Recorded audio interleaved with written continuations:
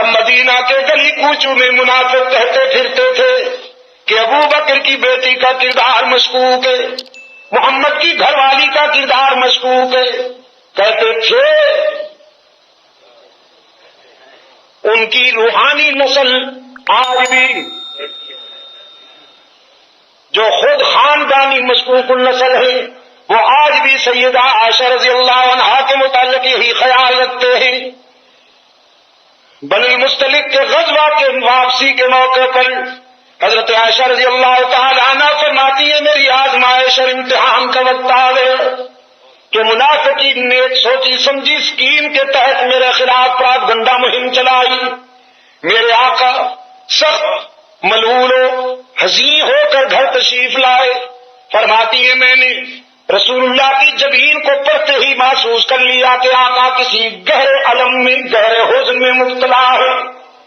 فرماتی ہے ہاں رمز شناس نبوت جو ہوئی، میں نے سلام عرض کیا تو رسول اللہ نے چہرہ پھیر لیا۔ حضرت عائشہ دوڑتی ہوئی اس طرف آ گئی جس طرف حضور نے چہرہ پھیرا تھا، پھر رہی طلب نگاہوں سے آقا کی طرف دیکھتے ہوئے سلام عرض کیا تو حضور نے انتہائی غم و حزن کی کیفیت میں چہرہ دوسری طرف پھیر لیا۔ سیدہ عائشہ فرماتی ہے میری سمجھ میں نہیں آ رہا تھا کیا معاملہ ہے، تو پھر رسول اللہ صلی اللہ علیہ وسلم کی خاموش نگاہوں نے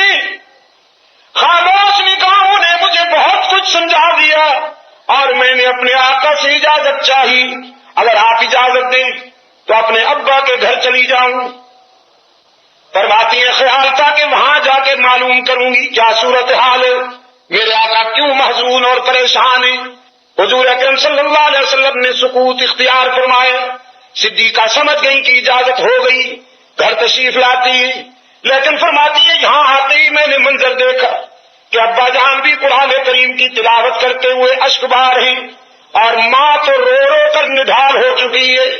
میں نے باپ سے بھی پوچھا، ماں سے بھی پوچھا کہ میرے آقا کیوں محزون ہیں، وہ بولے تو کچھ نہیں لیکن برستی ہوئی آنکھوں سے بتا دیا کہ ہم کب خوش ہیں، لیکن صورتحال کا پتہ نہ چلا۔ فرماتی ہے پھر مجھے ام مصطح کی زبانی صحیح صورتحال معلوم ہوئی کہ منافقین نے میرے خلاف انتہائی گھناؤنا الزام لگایا ہے۔ تو حضرت عائشہ فرماتی ہیں فرط احساس میں حدت میں مبتلا ہو گئی، مجھے بخار ہو گئے، مصلی اٹھا کر گھر کے اس حصہ میں تشریف لے جانے لگی جس حصہ میں مکمل تنہائی اور خاموشی تھی۔ والدہ نے اپنی بیٹی کو گھر کے کونے کی طرف جاتا دیکھا تو گھبراتی اٹھی کہ کہیں بیٹی میری اپنی جان نہ لے لے، کوئی سنگین فیصلہ نہ کر ڈالے۔ غمزدہ ماں نے حضرت عائشہ سے پوچھا بیٹی کہاں جاتی ہو؟ صدیقہ کائنات نے فرمایا بیٹی اماں جان آپ آرام سے بیٹھے رہیے، ہائی کورٹ ناراض ہو گیا ہے، میں ذرا سپریم کورٹ کا دروازہ کھٹکھٹانے جا رہی ہوں، میں اس کے در پہ اپیل کرنے جا رہی ہوں جہاں کسی کی اپیل رائے گاہ نہیں جاتی۔ فرماتی ہے مصلی بچھا کر سر بسجود ہو گئی اور رب العالمین کی حضور آنسو کی برسات میں التجا کی۔ او مظلوموں کے دستگیر، او مجبوروں کے مشکل کشا، او کمزوروں کا ساتھ دینے والے داتا، تو نے یوسف پر لگائے جانے والے الزام کی صفائی کے لیے اعلان کیا، تو نے موسیٰ پر لگائے جانے والے الزام کی برات کا اہتمام کیا، تو نے مریم پر لگائے جانے والے الزام کی صفائی کا اہتمام کیا، تو پھر دیکھ آج تیرے محبوب کی حمیرہ بھی اشک بار آئی ہے۔ آج میں بھی روتی ہوئی تیرے در پہ حاضر ہوں اور اس وقت تک سر نہیں اٹھاؤں گی جب تک میرے الزام کی برات کا اعلان نہ ہو جائے گا۔ جناب صدیقہ رضی اللہ تعالیٰ عنہ جہاں اشک بارے، ادھر سرکار دو عالم صلی اللہ علیہ وسلم نے صحابہ کی میٹنگ بلائی ہوئی ہے۔ صحابہ کرام کے سامنے رحمت عالم صلی اللہ علیہ وسلم نے یہ مسئلہ رکھا کیا کیا جائے، اس معاملے میں کیا کرنا چاہیے۔ صحابہ میں سے کسی میں جرأت گفتار ہی نہیں، ہر شخص فرد غم میں اشکبار ہے، سسکیوں کی آواز آ رہی ہے، کبھی کبھی کسی کی چیخ نکل جاتی ہے، وہ اپنی ماں کے غم میں فرد علم میں مبتلا ہے۔ حضرت علی رضی اللہ تعالیٰ عنہ اٹھے اور عرض کرتے ہیں اللہ کے رسول، اس مسئلے میں اگر آپ زیادہ کبیدہ خاطر ہیں تو پیغمبر کو بیویوں کی کمی تو نہیں، عائشہ کو طلاق دے دیجیے۔ بس اس آواز کے بعد حضرت فاروق اعظم رضی اللہ تعالیٰ عنہ آنسو کی برسات میں کھڑے ہوئے اور عرض کیا میرے آقا، یہ بالکل آخری فیصلے کی بات ہے، پہلے یہ بتائیے کہ عائشہ کو آپ کی بیوی بنا کے آپ کے گھر میں بھیجنے والا کون ہے؟ ذرا ہم اس سے پوچھیں تو صحیح کہ تو نے کس کے لیے کون سی بیوی منتخب کی؟ رسول اللہ صلی اللہ علیہ وسلم نے اس سوال کے جواب میں انگلی آسمان کی طرف اٹھا دی۔ یہ پیغمبر کا خاموش مگر جامع جواب تھا کہ یہ فیصلہ، یہ رشتہ کرنے والا تو پروردگار عالم ہے۔ اپنے آقا کی انگلی آسمان کی طرف اٹھی ہوئی دیکھ کر فاروق اعظم کی تلوار نیام سے نکل آئی۔ فاروق کی تلوار پہ بھی قربان جاؤں، یہ منافقین کی روز اول سے دشمن ہے۔ عرض کیا اللہ کے رسول، اب منافقین کو تو میری تلوار کے حوالے کر دیجیے، عائشہ کے دشمنوں سے تو میری تلوار نمٹے گی۔ اس عفیفہ کو جس شخصیت، جس ذات نے سوچ سمجھ کے آپ کے گھر میں بھیجا تھا، آپ کے گھر سے نکالنے کا اختیار بھی اسی ذات کو ہے۔ آپ انتظار فرمائیے کہ وہاں سے کیا فیصلہ ہوتا ہے۔ رسول اللہ صلی اللہ علیہ وسلم نے فرمایا جزاک اللہ ابن خطاب، تو نے تو میرے دل کی ساری گرانی دور کر دی، اب میں بھی اسی کے فیصلے کا منتظر ہوں، تم بھی اسی کے فیصلے کا انتظار کرو۔ میٹنگ برخاست ہو گئی اور رحمت عالم صلی اللہ علیہ وسلم یہاں سے اٹھ کر سیدھے خانوادہ صدیقی میں آئے۔ ہمارے دروازے پر ہمیں کیوں چھیڑتے ہو؟ رسول اکرم صلی اللہ علیہ وسلم نے فرمایا ابو بکر کے گھرانے والوں دروازہ کھولو نا، تمہارے دروازے پر آسمان رسالت کا سراج منیر آیا ہے۔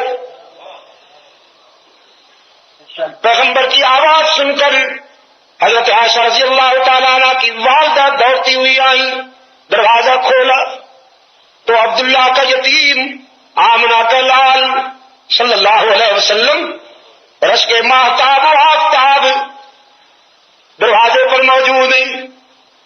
کراچی کے دوستوں میں کہا کرتا ہوں، صدیقی گھرانے کی خوش قسمتی پہ قربان جاؤں کہ ساری دنیا رسول کے قدموں میں، رسول صدیق اکبر کے دروازے پر۔ رحمت عالم صلی اللہ علیہ وسلم نے دروازہ کھلتے ہی پہلا سوال کیا میری عائشہ کہاں ہے؟ اور صدیقہ کی والدہ نے روتے ہوئے عرض کیا حضور، میری بیٹی تو اسی دن سے سجدے میں سرب سجود ہے، اسی دن سے مصلی پر اشکبار ہے، کسی سوال کا جواب نہیں دیتی، کسی بات میں بولتی ہی نہیں ہے، ہر وقت روتی رہتی ہے۔ اور ادھر سیدہ عائشہ فرماتی ہے میں سن رہی ہوں آواز رحمت عالم صلی اللہ علیہ وسلم کی بھی، اپنی والدہ کی بھی، میرا جی چاہا کہ اٹھ کر رسول اللہ کے دامن سے چمٹ جاؤں اور جی بھر کے رو لوں، لیکن پھر میرے ضمیر نے میرے قدم روکتے ہوئے رہنمائی کی کہ جس کی عدالت نے اپیل کی ہے وہاں سے فیصلہ تو ہو لینے دے۔ یہ ٹھیک ہے کہ تیرا محبوب تیرے گھر آیا ہے، لیکن اس کا دروازہ چھوڑ کر جانا بھی تو قرین انصاف نہیں ہے۔ سرکار دو عالم صلی اللہ علیہ وسلم قریب آئے اور فرمایا حمیرہ کچھ بولنا چاہتی ہو تو بولو، تیری صفائی سننے کے لیے آیا ہوں۔ حضرت عائشہ فرماتی ہیں بس اب تو میرے ضبط کے بندھن ٹوٹ گئے، اور فرد غم نے روتے ہوئے عرض کیا اللہ کے محبوب اشکو بسی و حسنی الی اللہ، میں اپنا درد دل علیم بذات الصدور کو سنا بیٹھی ہوں، آج میرا وہی حال ہے جو حضرت یوسف کے باپ کا تھا۔ دنیا والوں میں سے کسی کو اپنی صفائی کے متعلق کچھ نہیں کہوں گی، اسی کو کہہ دیا ہے جو میرے کردار کو بھی جانتا ہے، میرے افکار گئی۔ سرکار عالم صلی اللہ علیہ وسلم نے فرمایا حمیرہ، فاروق اعظم نے بھی تیری مثل سپریم کورٹ میں بھیج دیے، میں بھی اسی کے فیصلے کے انتظار میں ہوں۔ حضرت عائشہ فرماتی ہے میں نے سوچا نہ معلوم رب العالمین کے حضور سے کب فیصلہ صادر ہوگا، یہ ضروری تو نہیں کہ اسی وقت ہو جائے،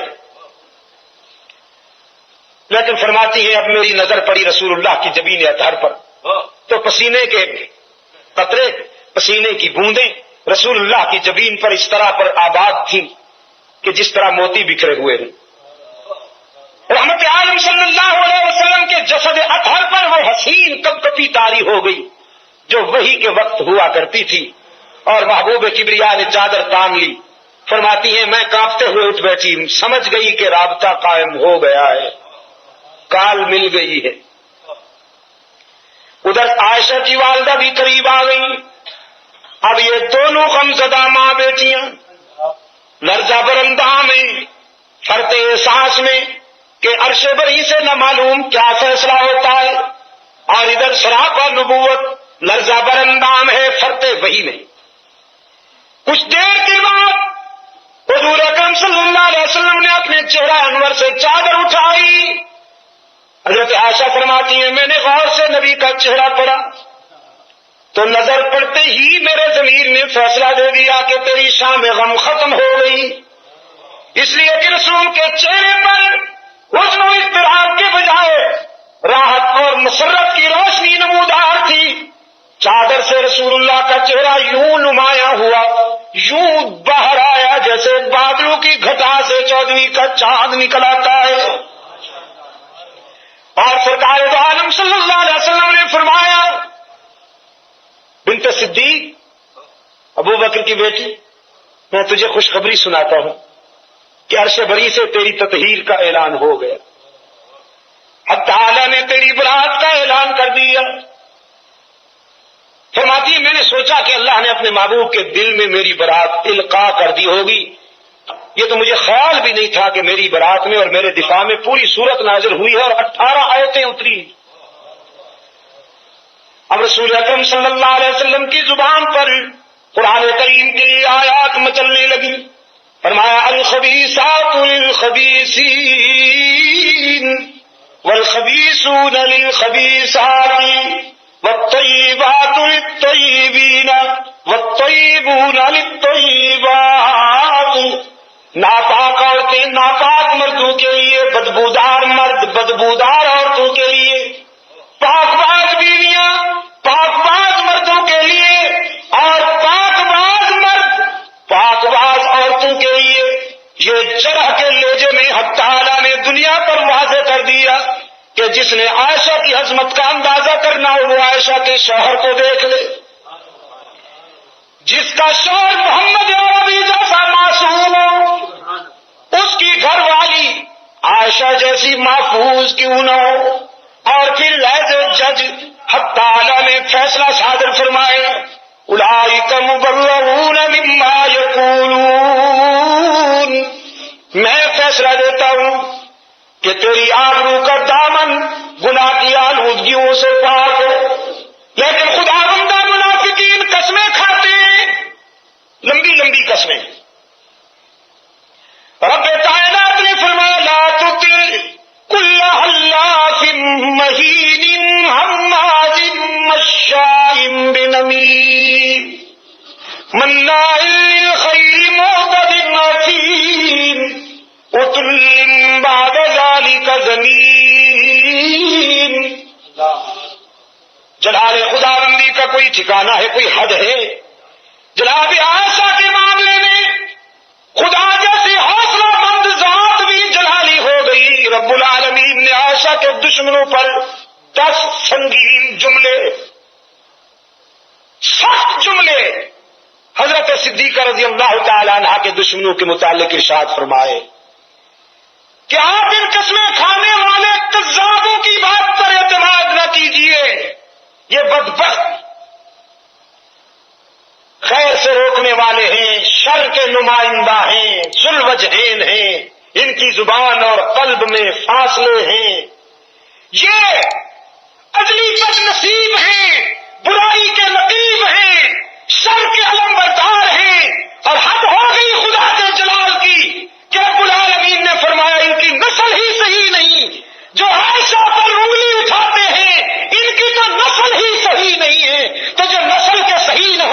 دشمن کی بات پر کیسے اعتماد کیا جائے؟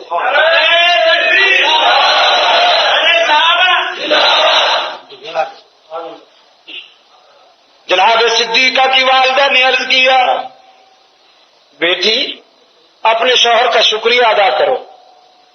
حضرت عائشہ فرماتی ہے پتہ نہیں آج مجھے کیا ہو گیا، میں نے ماں سے کہا ان کا شکریہ ادا کروں جن کے گھر سے روتی ہوئی آئی تھی، اب مجھے اس کا شکریہ ادا کر لینے دے جس نے میرے آنسو اپنے دامن رحمت سے پوچھ لیے۔ سجدے میں چلی گئی اور عرض کیا، میرے معبود میری برات کا اعلان تو ہو گیا لیکن کتنی راتیں روتی رہی ہوں، کچھ آنسو کا معاوضہ بھی تو ملنا چاہیے نا۔ اب تعالیٰ نے فرمایا اولئک مبرؤون مما یقولون لہم مغفرۃ ورزق کریم۔ صرف عائشہ کے لیے ہی نہیں بلکہ صدیقہ کے اس علم میں مبتلا ہر آنکھ کے لیے جو آنکھ بھی عائشہ کے اس غم میں اشتبال ہوئی، رب العالمین نے فرمایا میں نے ان کے لیے بہترین رزق تیار کیا۔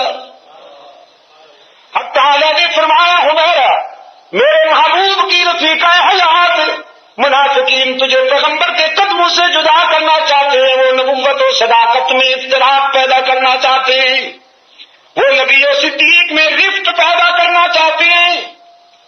اس کردار کشی کی جو مہم ہے نا، اس کا مقصد یہ تھا کہ کسی طرح نبی و صدیق کے مابین رفت ہو جائے، لیکن رب العالمین نے فرمایا عائشہ قیامت تک تجھ سے محمد جدا نہیں ہوگا، جب اس دنیا سے رخصت ہوگا تو تیری گود سے روانہ ہوگا، پھر تیرے حجرے میں دائمی بسیرا کر لے گا، اور جب حشر میں رسول اللہ اٹھیں گے تو اپنے آقا کی انگلی پکڑ کر حشر میں اٹھے۔ میرے عزیز دوستو، اس انفرادیت میں بھی جناب صدیقہ کا کوئی ہمسر نہیں ہے قیامت تک، کہ جب اس کے کردار پر منافقین انگلی اٹھاتے ہیں تو اس کے دفاع میں قرآن بولتا ہے، قرآن کہ تیری پاکیزگی پر نطق فطرت نے شہادت دی، تیری پاکیزگی پر نطق فطرت نے شہادت دی، تجھے عظمت عطا کی عافیت بخشی فضیلت دی، خدا لم یزل کا بارہا تجھ پر سلام آیا، مبارک ہے وہ لب جن پر ادب سے تیرا نام آیا،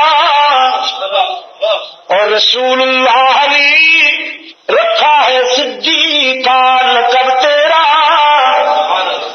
رسول اللہ نے رکھا ہے صدیق کا لقب تیرا، فقط فرشی نہیں عرشی بھی کرتے ہیں ادب تیرا، اور شرف تیرے دوپٹے نے جنگ بدر میں پایا۔ غزوہ بدر میں جب اسلامی عسکر کا علمبردار حضرت مصعب بن عمیر شدید گھائل ہو کر گر گئے اور پرچم اسلامی بھی گر گیا، تو رضاکاروں نے اپنے آقا کے حضور عرض کیا کہ اللہ کے رسول پرچم بھی گم ہو گیا ہے، علمبردار بھی زخمی ہو گیا ہے، تو اب فرمائیے کس کپڑے کو اسلام کا پرچم بنا کے بلند کیا جائے اور کون اس پرچم کو اٹھائے؟ تو حبیب کبریا صلی اللہ علیہ وسلم خیمے میں تشریف لے گئے، تھوڑی دیر کے بعد حضرت عائشہ کی چادر اوڑھنی اور دوپٹہ لائے، فرمایا علی کہاں ہے؟ حضرت علی رضی اللہ تعالیٰ عنہ نے عرض کی اللہ کے رسول حاضر ہوں فرمائیے، اور رحمت عالم صلی اللہ علیہ وسلم نے فرمایا آج کے اس تاریخی مارکے میں، بدر کے اس مارکے میں اب عائشہ کا دوپٹہ اسلام کا پرچم بنے گا، اور اس پرچم کو علی کے ہاتھ بلند کریں گے تاکہ قیامت تک یہ بات واضح ہو جائے کہ عائشہ اور علی میں کوئی فرق نہیں۔ اسی نسبت سے بدر کا غزوہ بھی 17 رمضان کو ہوا، اور حضرت عائشہ کی وفات بھی 17 رمضان کو ہوئی، اور ایک روایت کے مطابق حضرت علی کی شہادت بھی 17 رمضان کو ہوئی. شرف تیرے دوپٹے نے یہ جنگ بدر میں پایا کہ اسے پرچم بنا کر رحمت عالم نے لہرایا.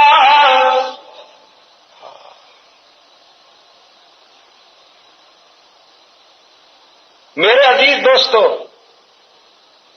خداوند عالم سے التجا کرتا ہوں کہ حشر میں اللہ مجھے یہ سعادت عطا کر دے کہ میں صدیقہ کائنات کے سامنے یہی عرض کروں کہ تیرا حجرہ امین خاص ہے ذات رسالت کا.